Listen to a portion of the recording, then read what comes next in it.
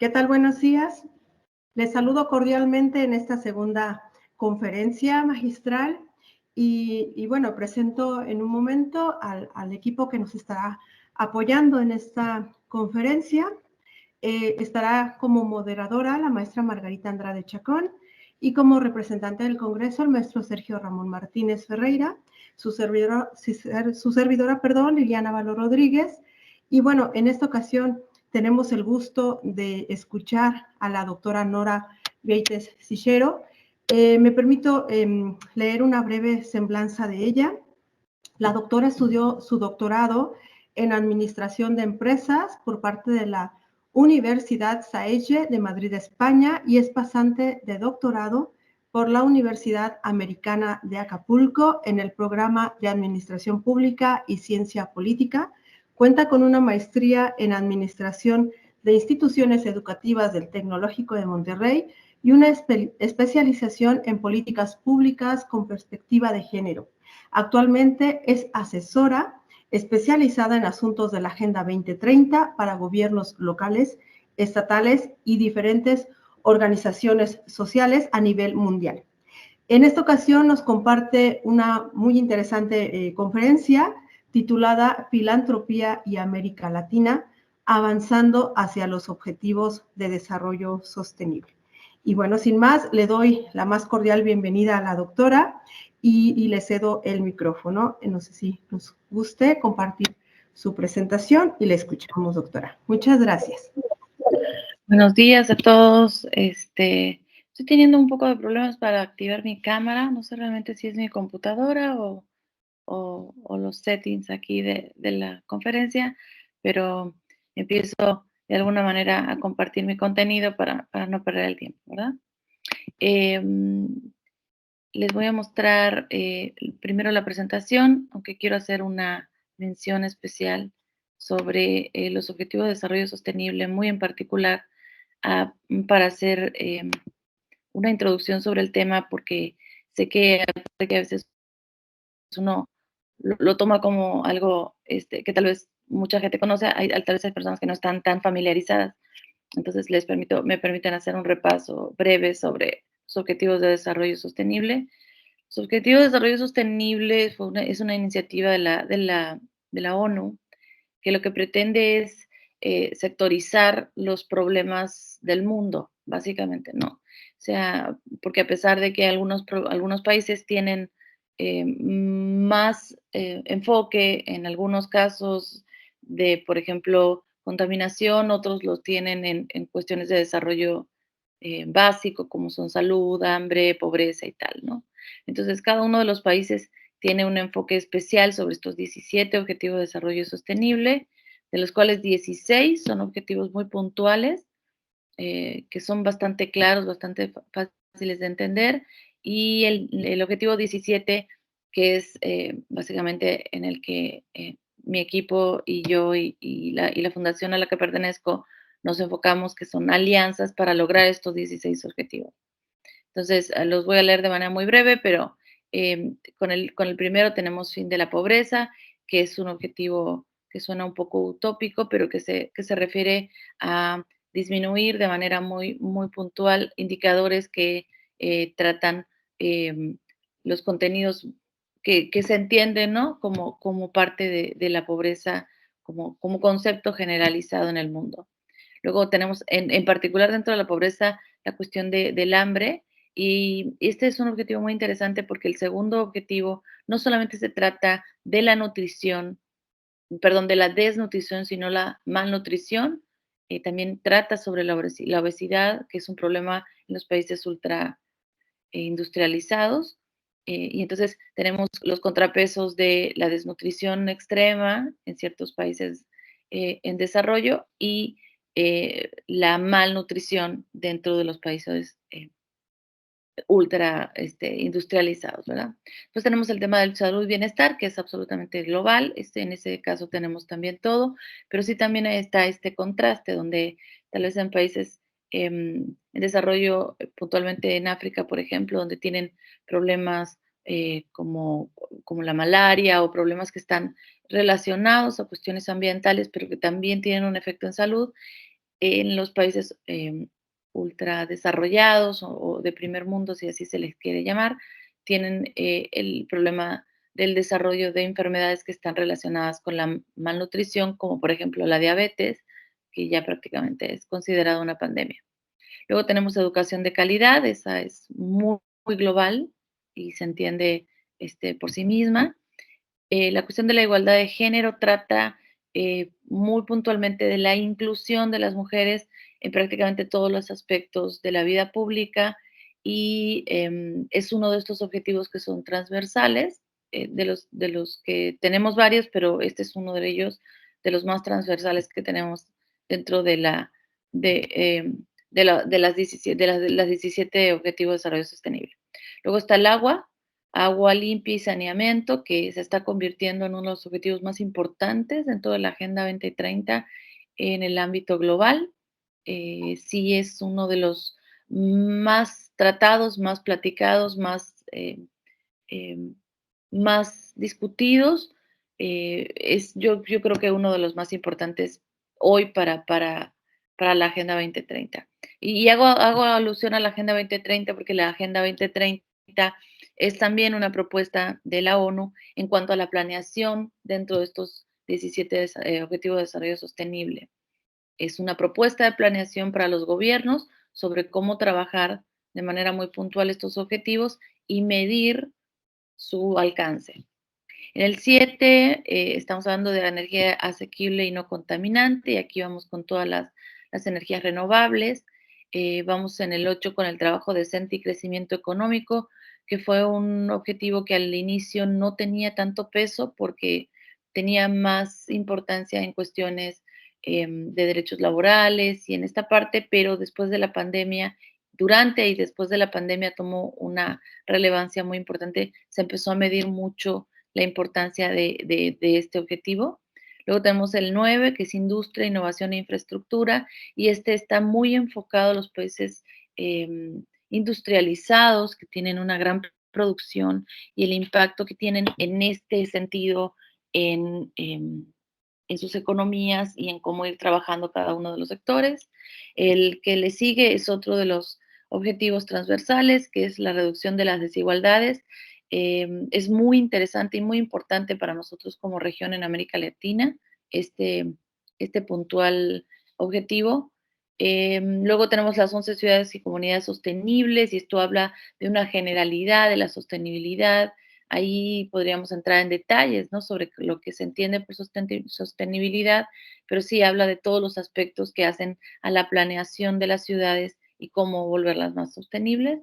Luego, la producción y el consumo responsables, y aquí entramos en todo lo que tiene que ver con la disminución de la contaminación en las industrias, en ciertas industrias que son muy contaminantes, y en el reciclaje, particularmente de la cantidad de plástico, ¿no? que se usan las industrias. Luego tenemos los tres objetivos que hablan puntualmente del cambio climático y lo dividieron en el primero, que es acción por el clima. Este es el más global sobre el cambio climático y son las acciones muy puntuales que hay que llevar a cabo para disminuir el calentamiento global. El 14 es vida submarina y trata de la contaminación de los mares y la sobrepesca de algunas especies muy particulares. El 15 ya estamos hablando de bosques, de incendios forestales que han sido en los últimos años cada vez más cuantiosos y más extremos y con una extensión de hectáreas muchísimo mayor. El 16, que nos impacta a México en particular, pero a la región de América Latina también, es el de paz, justicia e instituciones sólidas, con la posibilidad de fortalecer el Estado de Derecho, todo lo que son las estrategias de disminución de homicidios dolosos y, bueno, mucho de la problemática que tenemos en México. Y como les decía, en el 17 tenemos las alianzas que generan todos los gobiernos, todas las instituciones, todas las empresas, como un todo para poder lograr estos objetivos. Quería hacer esta primera introducción para que lo que voy a presentar ahorita tuviera sentido. Creo que tengo que volver a compartir. Regálenme un segundito porque es el inicio de la presentación. El nombre es filantropía y América Latina, avanzando a los Objetivos de Desarrollo Sostenible. Y hice primero una pequeña introducción sobre los objetivos para que ahorita lo que voy a comentar les haga sentido dentro de lo que tiene que ver con la parte de la filantropía puntualmente en los Estados Unidos. Entonces, si gustan pasar a la segunda ah, diapositiva.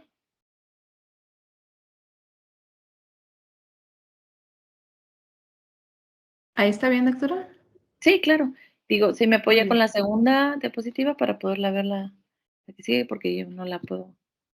Vamos a compartir, si gustan, voy a platicar un poco de qué trata, ¿no? La conferencia. En realidad, uno de los temas, puntualmente en México, que se han dado en los últimos años, es que anteriormente las organizaciones de la sociedad civil tenían unas fuentes de financiamiento dentro eh, del presupuesto nacional enfocados al desarrollo de ciertas iniciativas, ¿no?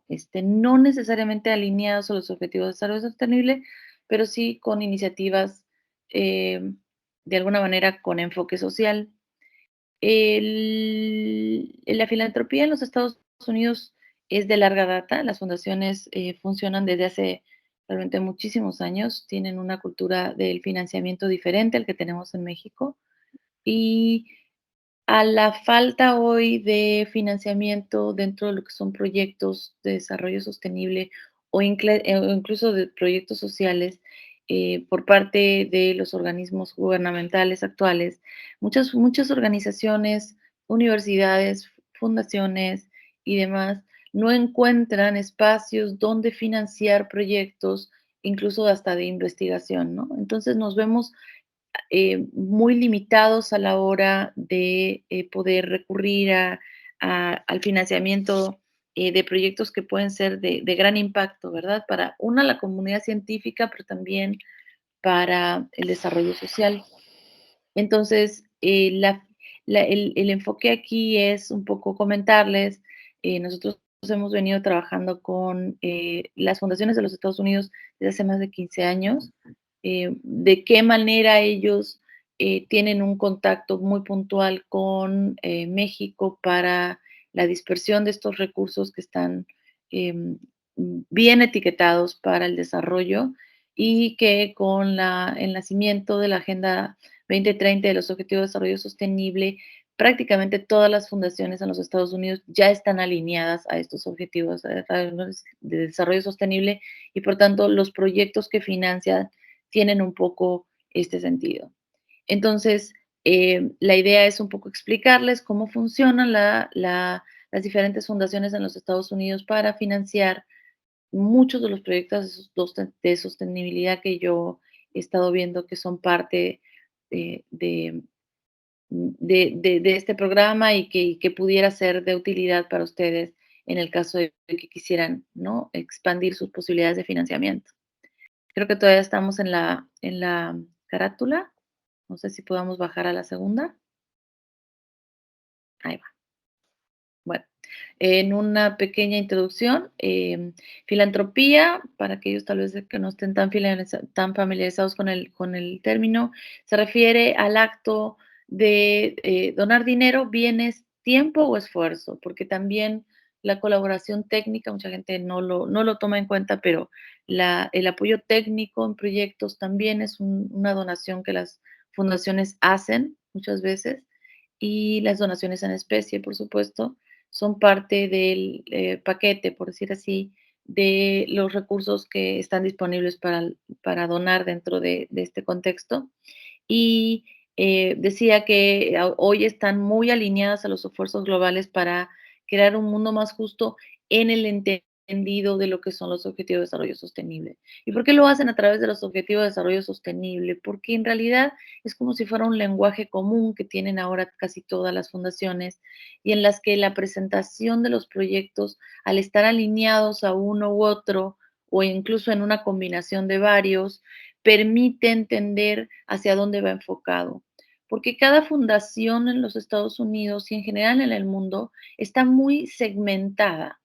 Hay fundaciones prácticamente que apoyan, digo, prácticamente todas las actividades humanas, pero hay algunas que están enfocadas con mayor certeza en ciertos aspectos del desarrollo sostenible. En los Objetivos de Desarrollo Sostenible, por ejemplo, en el tema del cambio climático, hay algunas organizaciones que ponen hincapié ahí y prácticamente el total de los recursos que tienen disponible lo orientan hacia propuestas que tengan que ver con ese enfoque, ¿no? Si pasamos a la que sigue, a la lámina que sigue, podemos ver que en el caso puntual de las fundaciones de los Estados Unidos, la fundación de Bill y Melinda Gates y la fundación Rockefeller, y solo estoy nombrando dos por nombrar realmente pocas, porque hay más de 200,000 fundaciones en los Estados Unidos que están dispuestas a donar dinero para este tipo de proyectos. Las nombro por dos razones muy importantes. Primero, por la magnitud del recurso que tienen disponible anualmente, y segundo, porque son de las pocas que están enfocadas en la región de América Latina, aunque han apoyado más otras regiones, sí están muy abiertas a financiar proyectos que vengan de esta región del mundo. Y son líderes ellos, tienen ya una metodología, una organización, una estructura, una infraestructura incluso muy desarrollada, muy madura dentro de lo que es este mundo de la filantropía alineada a los Objetivos de Desarrollo Sostenible, y ya han dado eh, resultados muy tangibles dentro de lo que básicamente han estado apoyando en los últimos años. Ellos tienen estándares muy establecidos y prácticas porque en los Estados Unidos, por ley, el 5% de las utilidades anuales de todas las empresas en los Estados Unidos tienen que donar sus 5% de sus utilidades a alguna organización no gubernamental, lo que conocemos como las ONG. Entonces, ellos tienen la obligación de donar, no es como la legislación en México, que es a discreción del contribuyente, que puede elegir si donar o no y a quién. Ellos sí tienen que ir buscando con quién trabajar. Entonces, por esta razón, legalmente tienen que tener una estructura, particularmente cada empresa, para hacerlo. En el caso de compañías que facturan al nivel de que factura, por ejemplo, Microsoft, ellos sí por eso tienen una fundación para poder organizar esa cantidad de dinero que tienen para donar, eh, muy bien alineada, son muy profesionales dentro de lo que es la filantropía en Estados Unidos. La Fundación Bill y Melinda Gates es una de las más grandes y de las más organizadas. Y como el dinero que ellos donan se entiende que es dinero de los contribuyentes estadounidenses, porque es dinero que es exento de impuestos, por lo tanto, lo que no pagan en impuestos lo donan aquí, sí tienen que tener una transparencia absoluta en cuanto a quién le donan y para qué. Entonces, por eso tienen que tener un nivel de transparencia financiera muy grande y obviamente en la responsabilidad del uso eficiente de estos dineros, de este recurso.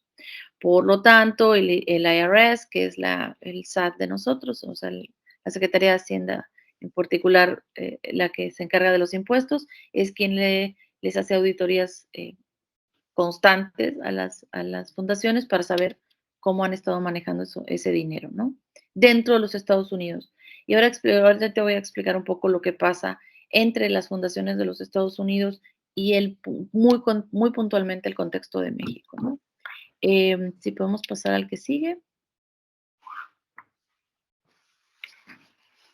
Las principales fundaciones, decía bien que Bill y Melinda Gates. Quiero poner un ejemplo muy puntual. En el año 2016 a mí me tocó estar en una conferencia que se dio aquí en México muy grande, donde se hizo por parte de los representantes de la Fundación Microsoft aquí en México, hicieron el anuncio que iban a donar $5,000 millones durante los próximos 5 años a las iniciativas de salud en África. O sea, hicieron un compromiso a 5 años con una meta muy clara de dinero, que fue realmente muy cuantiosa y que llamó mucho la atención porque estaba enfocada al sector salud, ¿no? A acabar con estas enfermedades que tienen tanto impacto, tanto el VIH como la malaria puntualmente, en África. Entonces ellos hicieron una meta sin poner enfoque en un proyecto en particular, sino que parte del dinero que tenían para donar, hicieron una bolsa especial para donar a África estos 5.000 millones de dólares. Entonces ellos están tratando de enfocarse en los sectores más vulnerables y en las condiciones más precarias dentro de las regiones, de nuevo, ¿no? De países en desarrollo, donde África tiene mucha más experiencia y profesionalismo, tal vez que nosotros.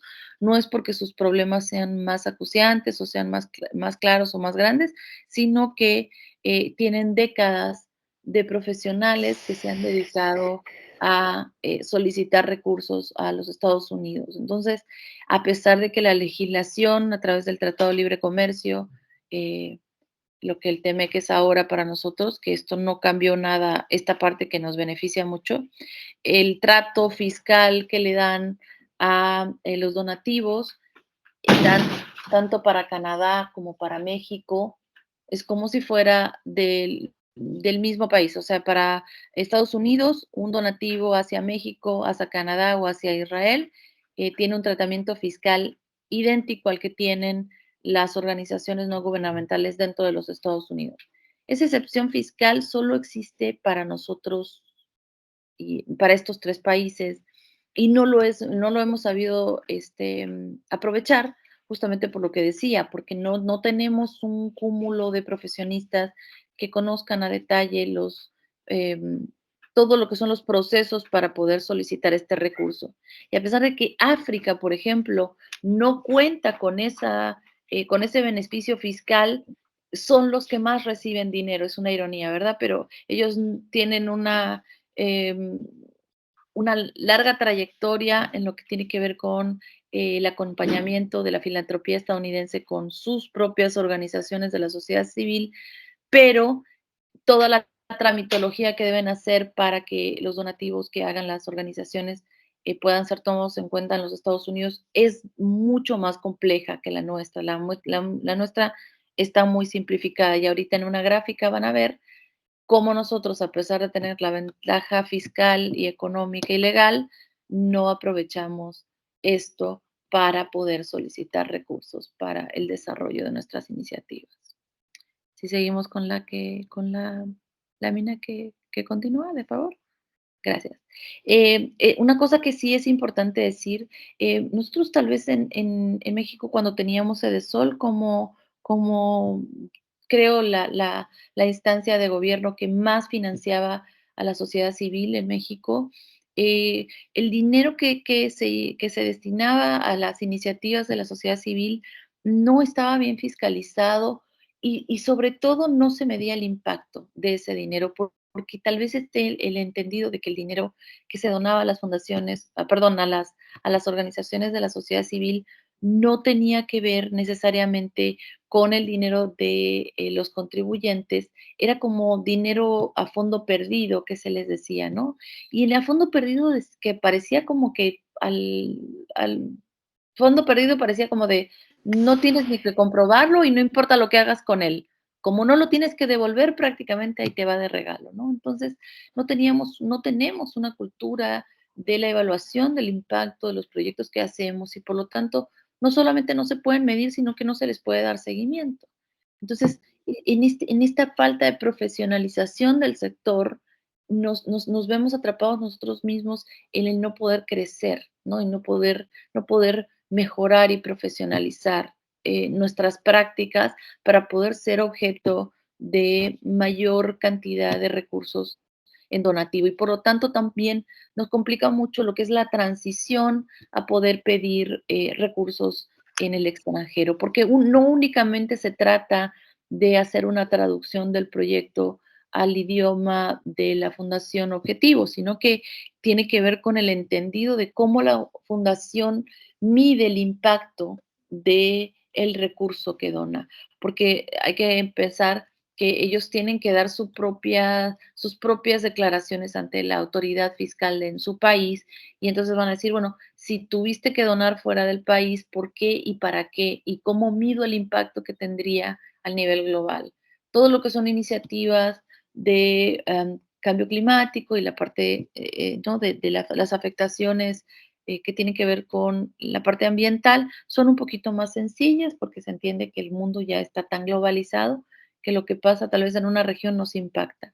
Pero en el caso de proyectos que tienen que ver con el impacto social o proyectos que tienen que ver con el desarrollo científico o de ciertas industrias, sí hay un poquito más de cuestionamiento. Entonces ellos sí necesitan que la medición y la evaluación del impacto de los proyectos son la única manera de medir la eficacia y la sostenibilidad. O sea, si ellos no consideran que pueda ser sostenible a largo plazo una intervención, tal vez no apuestan por una iniciativa, por más beneficios que pueda traer, ¿no?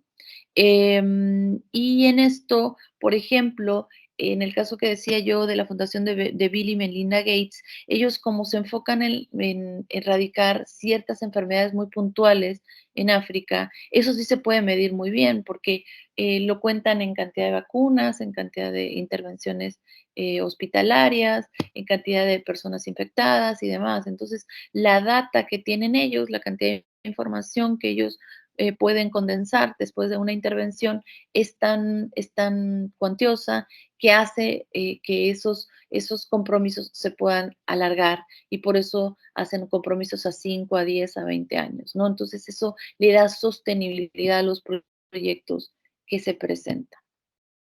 Seguimos con la lámina que la 6, sí, de favor. Y aquí vamos un poco con la región, ¿no? Vamos a hablar de lo que somos nosotros como región, América Latina y el Caribe. Somos la región más urbanizada del mundo. Tenemos el 80% de la población que vive en ciudades, no tenemos tanta población en la zona rural. Entonces, nuestras necesidades son muy puntuales, están muy marcadas, están muy bien analizadas y dispersadas.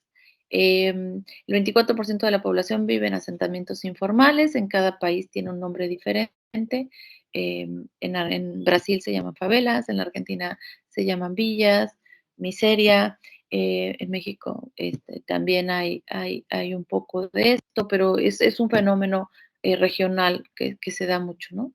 Después tenemos una gran desigualdad económica con el 10% más rico ganando 22 veces por ciento más que el más pobre. Siempre se cree que los países industrializados son los que tienen la mayor desigualdad y eso no es verdad. Es en los países en desarrollo es donde la desigualdad se marca mucho más porque la clase media es menor en cuanto al porcentaje de población. Entonces, la desigualdad entre si se quiere, un término muy sencillo, pero entre ricos y pobres es mucho más marcada que en los países en desarrollo. Tenemos una altísima tasa de homicidios, desempleo juvenil y desnutrición. Esos son tres de nuestros objetivos más importantes como región. Esta parte es bien importante, producimos el 14% del alimento del mundo, entonces, a pesar de que no tenemos una población que vive en las zonas rurales, tenemos un desarrollo del sector primario muy importante que por lo tanto debería ser considerado prioritario en las acciones de desarrollo sostenible para las economías de la región de América Latina y tenemos una altísima tasa de desforestación, cuando además contamos con el Amazonas como el gran pulmón del mundo, bueno, y en los océanos ya lo sabemos, pero sí tenemos un tema de deforestación, sobre todo por la incursión de ciertas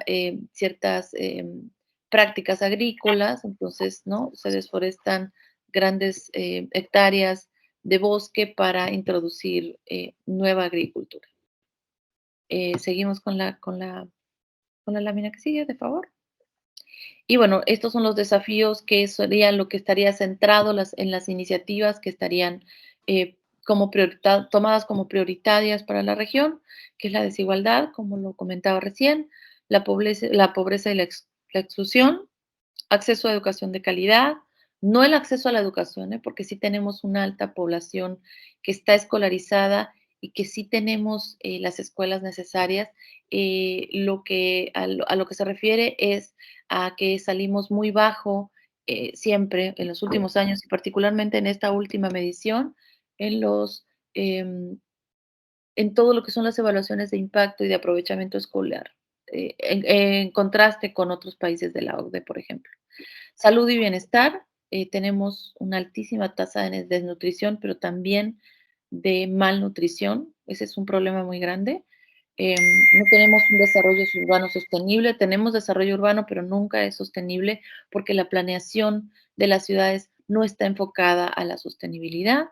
El cambio climático y la conservación ambiental por esta cuestión de la deforestación, la seguridad alimentaria y la agricultura sostenible, el desarrollo económico inclusivo, con la economía circular ahorita como el gran término ahorita que está tan en boga, los desafíos en infraestructuras y energías, no hemos apostado por las renovables como lo han hecho en otros países y entonces nos falta mucha infraestructura para pasar de los fósiles a las renovables y ese es un gran desafío que tendríamos que ya haber estado mucho más maduros en el tema y estamos muy retrasados ahí. Y en esta última parte, que es la participación ciudadana en gobernanza, las organizaciones de la sociedad civil en la región no están fortalecidas y no tienen este enfoque de profesionalismo que hablaba, que tienen tal vez en África y que no hemos podido ver en gran desarrollo en nuestra región, ¿verdad? Vamos a la que sigue y aquí vamos con cifras. Para que ustedes se den una idea, y esto lo dejé para el final para que habláramos en términos de números, en América Latina, el pastel, si me permiten decirle de esta manera, a la cantidad de dinero disponible por las fundaciones en los Estados Unidos anualmente, hay más de 85,000 millones de dólares disponibles dentro de todas estas 250,000 fundaciones que les digo que están creadas en los Estados Unidos para financiar proyectos. Solamente el 6% de ese dinero es destinado para la región. Y no crean que destinado a muchas iniciativas de muchas organizaciones. En realidad son muy pocas las organizaciones en América Latina, pero esas pocas que existen son las que se llevan casi toda esta cantidad de dinero, de ese 6% de la cantidad total que existe, ¿no? Entonces tenemos pocas organizaciones, mucho dinero disponible y otras regiones con, les decía, menos capacidades legales perdón, más trabas fiscales o legales para acceder a ese dinero, aprovechando más estos recursos, ¿no? Y entonces, si para que tengamos solamente una idea, este dato solo del año pasado, de los 32,000 millones que sí se donaron, porque una cosa es la cantidad que está disponible y otra es la que finalmente fue donada para los proyectos, que fue de 32,000 millones de dólares, solamente el 0,76% se lo llevó la región. Entonces, vean aquí el potencial tan grande que tenemos como región y particularmente en México y qué poco aprovechado lo tenemos por la falta, yo creo, de iniciativas que estén alineadas a los objetivos de desarrollo sostenible, pero sobre todo a la profesionalización del sector, de las organizaciones de la sociedad civil que no conocen y que no saben cómo acceder a estos recursos. Pero sobre todo, y con esto de alguna manera termino mi participación, el gran problema que yo veo es que al desaparecer Sedesol y bueno, convertirse en bienestar, pero darle otro entendimiento a la secretaría, o sea, otro enfoque político y estos apoyos que existían, las organizaciones en la sociedad civil en México quedaron desamparadas, si me lo permiten, huérfanas, si podríamos usar ese término, porque como no existía otra instancia, nunca nos preparamos para entender que esos recursos iban a desaparecer. Nos acostumbramos a Sedesol, sacábamos Clooney y podíamos acceder a recursos con cierta facilidad, y entonces al desaparecer todo ese dinero, no existe un paralelo en México que nos permita acceder a esos recursos. Pero como bien comento aquí, y con cifras muy claras en esta diapositiva en particular, podemos ver que dinero hay mucho, nada más que hay que saber cómo acceder a él, cómo alinearlo a las necesidades y sobre todo a los objetivos de cada fundación y particularmente a aquellas que están enfocadas al sector de América Latina. La última diapositiva es un agradecimiento por su atención y como nos tardamos un poquito en empezar, me gustaría tomar estos últimos minutos para, por si alguien tuviera preguntas y algún comentario. Muchísimas gracias, doctora, por su presentación. Aquí amablemente en el chat nos incluyen varias preguntas. Ajá, Primero, la maestra Norma López comenta, tomando en cuenta que son recursos financieros, ¿cómo transparentar su uso? Y pone dos preguntas. ¿Existen mecanismos que garanticen la transparencia? Bueno, la transparencia de los recursos en realidad es que como el tratamiento fiscal que se les da a los donativos es el mismo que tienen las fundaciones en Estados Unidos, lo que se hace es que se extiende un comprobante de deducible de impuestos, pero que sí tiene características muy particulares que no todos los contadores en México conocen, pero únicamente con ese recibo deducible de impuestos, que es como lo daríamos aquí en México, con eso se transparentaría el uso de recursos. Aunque algunas fundaciones en particular piden que existan evidencias fotográficas, incluso hay una costumbre entre las organizaciones en América Latina que comparten, bueno, que son beneficiarias de recursos de los Estados Unidos, que lo que hacen es que le piden a un representante de la fundación que se involucre en el proyecto y lo invitan en 2 o 3 ocasiones, definitivamente para la inauguración de un proyecto, ¿verdad? Pero en 2 o 3 ocasiones a que visite la región y que vaya viendo avance, ¿no? Para llevar informes puntuales de impacto, que era lo que decía. La otra es, existen mecanismos. Los mecanismos en realidad, quien pone las reglas es el que pone el dinero.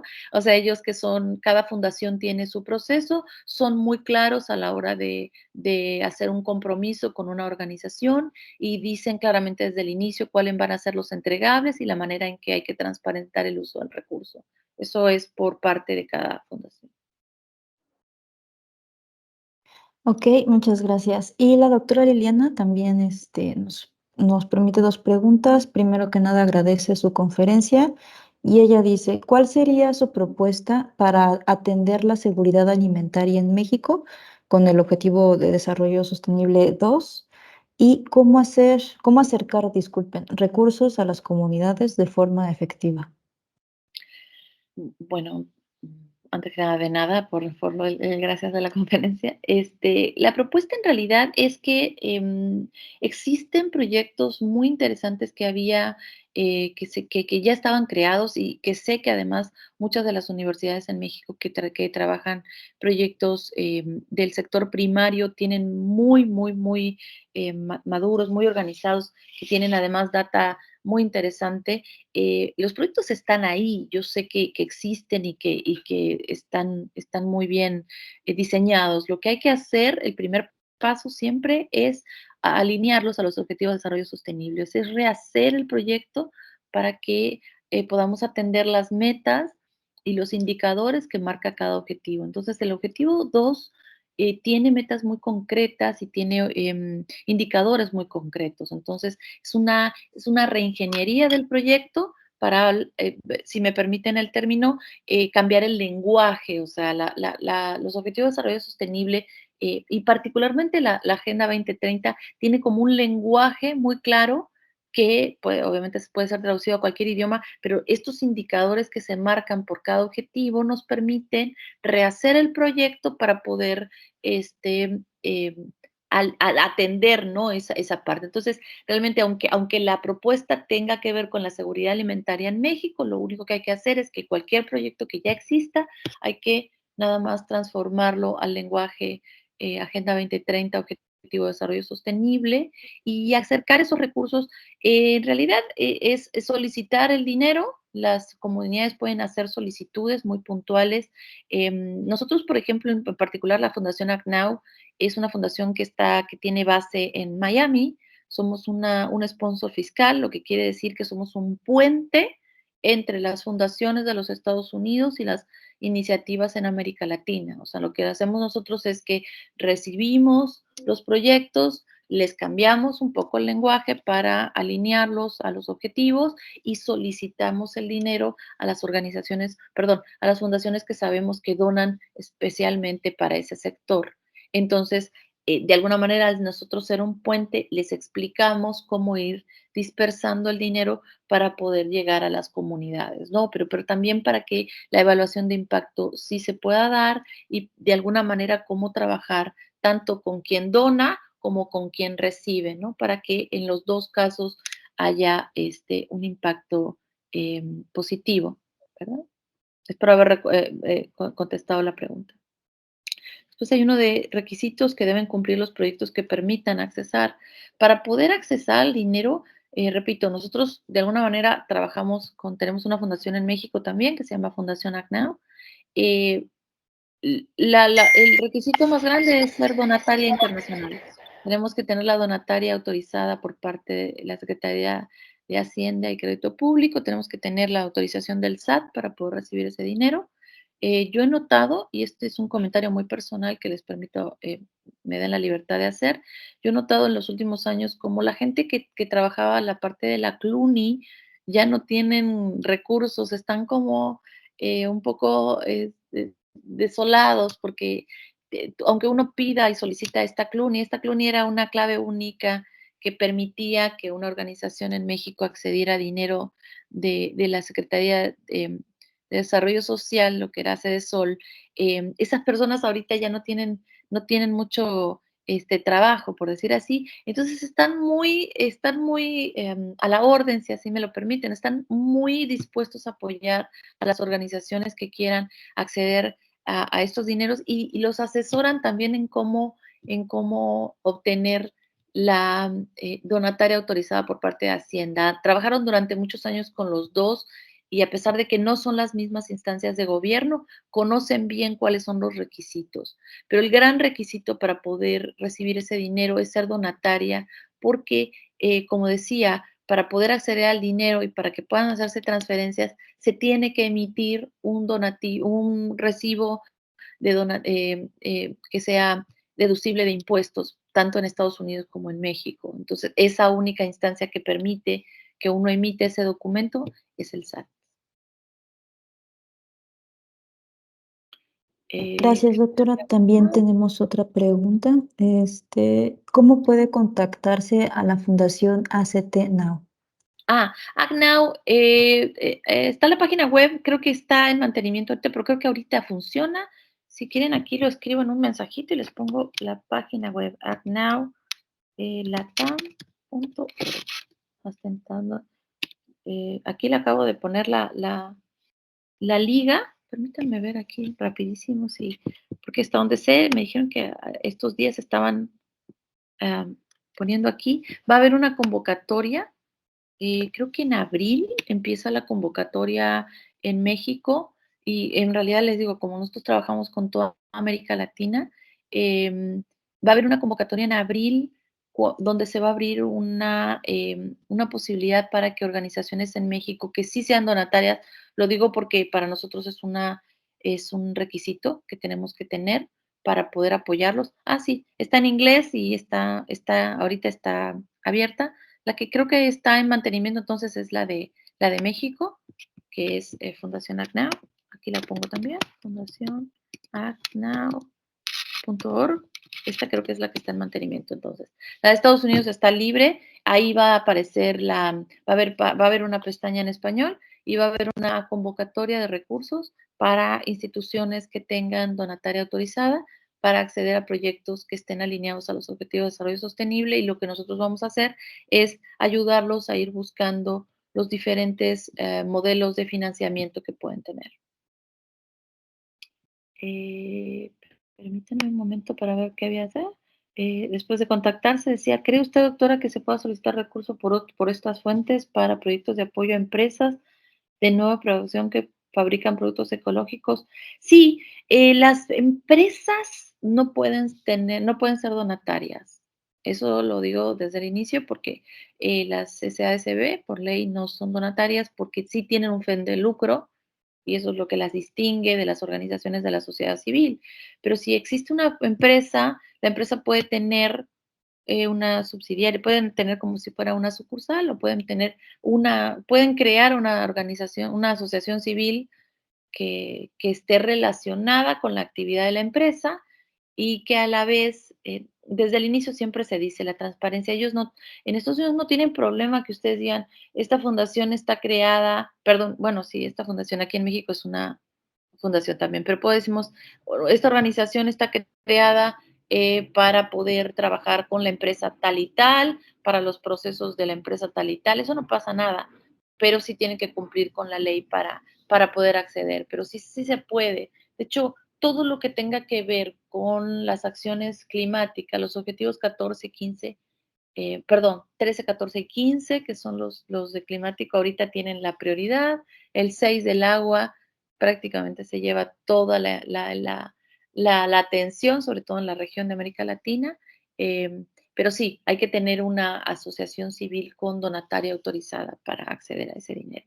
Pero no importa, y tal vez esto responda a la pregunta que creo que va por aquí, que no importa que sea nueva creación, no importa que la empresa sea nueva, no importa incluso si la donataria, si la asociación civil la crearon ayer, mientras tengan la autorización de Hacienda para recibir donativos, pueden recibir donativos. Aquí no hay que, que la antigüedad y que los años, eso no les importa nada. ¿Qué otra? Doctora, creo que una cooperativa de consumo puede ser donataria. Creo que las cooperativas también tienen lucro, entonces aplica la misma regla que la anterior, que es que la cooperativa tiene que crear una asociación civil que la acompañe con todas las reglas que tienen las asociaciones civiles. Quiero decir una cosa y espero no lo tomen a mal, pero en mi experiencia muy personal, las notarías en México todavía no están tan acostumbradas a cómo deben estar organizadas las actas constitutivas de las organizaciones de la sociedad civil para ser donataria del SAT. Entonces, lamentablemente están basadas en actas que estaban hechas realmente para partidos políticos. Entonces, tenemos todo un formato que tenemos que presidente, que secretario, que tesorero. Eso no funciona de esta manera en las organizaciones en Estados Unidos. Ellos tienen consejos de administración, tienen directores, funcionan como empresas, aunque son sin lucro, tienen otra manera de entender la filantropía. Entonces, cuando queremos darles a las organizaciones en Estados Unidos para que nos donen, no entienden cómo, por ejemplo, el presidente, y lo digo por esta razón muy particular, el presidente en México, el presidente de una asociación civil, es el representante legal, el presidente, el que manda en la asamblea, o sea, no tiene un órgano que esté por encima, que lo controle o que le dé limitantes a su capacidad y por lo tanto se presta a que pueda haber desvío de recursos. Entonces ellos tienen otra manera de hacer. Una de las iniciativas que nosotros estamos haciendo para ACNAU y para la región de América Latina es que vamos a apoyar a muchas de las organizaciones, les vamos a compartir, si así lo desean, en uno de los apartados por lo que les digo que está en mantenimiento la de México, vamos a compartirles un formato de acta constitutiva tal y como debe ser para poder ser donataria en términos muy generales, independientemente del objetivo particular que tenga cada fundación. Em, en términos de ley, cómo tienen que armar sus actas constitutivas para poder acceder a la donataria autorizada, pero también para estar alineados con las fundaciones en Estados Unidos que les van a donar. Que si ven que tienen que presidente, secretario y tesorero, ese ya es una bandera roja, una red flag que dicen, no, no les gusta para nada que exista ese tipo de estructuras en las organizaciones. Me parece que no hay más preguntas. Entonces, muchísimas gracias, doctora. Le cedo la palabra a la doctora Liliana para dar con la conclusión a esta ponencia. Gracias, maestra Margarita. Gracias, doctora Nora, por su excelente presentación. Y bueno, creo que nos deja en la mesa diferentes reflexiones que nos llevamos, ¿no? Y que bueno, dando pauta al tiempo, me permito compartir su reconocimiento. Si ustedes me pueden informar si se ve, por favor, en pantalla. Sí, ya. Sí, bien, bien. Entonces doy lectura a su reconocimiento, doctora.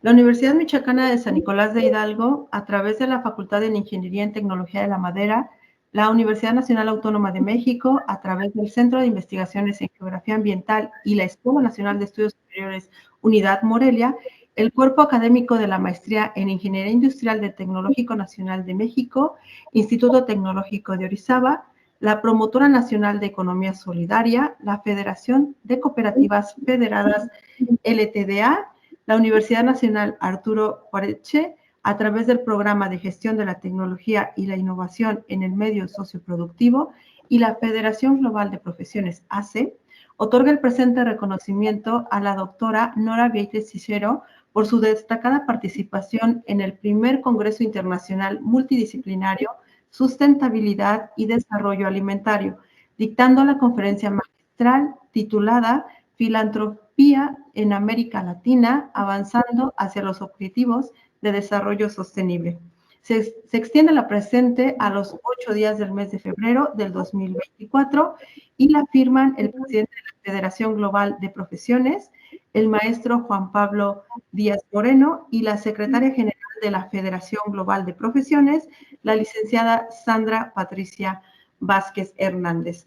Y bien, le extendemos este reconocimiento, le agradecemos su excelente participación y en breve se lo harán llegar de manera personal.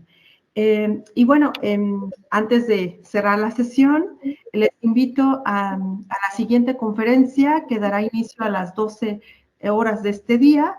Esta conferencia estará a cargo del doctor José Juan Alvarado Flores en este mismo espacio y se titula Análisis cinético en materiales lignocelulósicos. Muchísimas gracias por su atención y espero nos acompañen en la siguiente conferencia magistral. Muchas gracias. Muchas gracias a todos. Gracias.